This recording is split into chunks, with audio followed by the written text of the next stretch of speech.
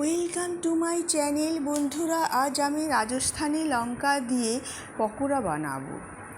এই লঙ্কাগুলো ঝাল হয় না, পকোড়ার জন্য বেশ ভালো।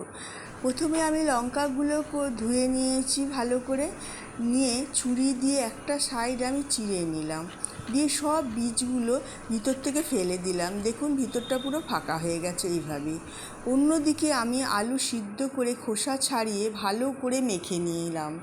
কড়াইয়ে 1 চামচে সাদা তেল দিয়ে গরম হলে ওর মধ্যে একটা টমেটো ছোট ছোট করে কেটে দিলাম।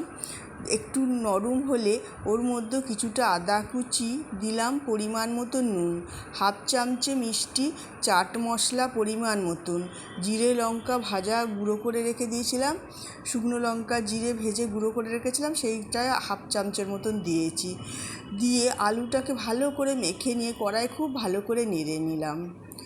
এবার নামিয়ে লঙ্কার মধ্যে চামচ দিয়ে আমি পুরটাকে ভরে নিলাম। একটা পাত্রে পরিমাণ মতন বেসন নিলাম, একটু হলুদ, সামান্য খাবার সোডা দিয়েছি, খাবার সোডা দিলে একটু মচমচে হয়, পরিমাণ মতো নুন দিয়ে জল দিয়ে ঘন করে গুলে নিয়েছি।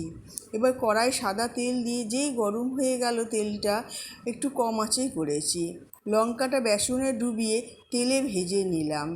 2 পিঠ ভালো করে ভেজে নিতে হবে। বন্ধুরা, খেতে খুব ভালো হয়, মচমচে একদম গরম গরম। এটা চা বা ভাত যাই হোক না কেন সবার সাথে আপনি খেতে পারেন, খুব ভালো লাগে। একবার এইভাবে বানিয়ে খেয়ে দেখবেন বন্ধুরা, ভালো লাগলে লাইক আর সাবস্ক্রাইব করতে ভুলবেন না।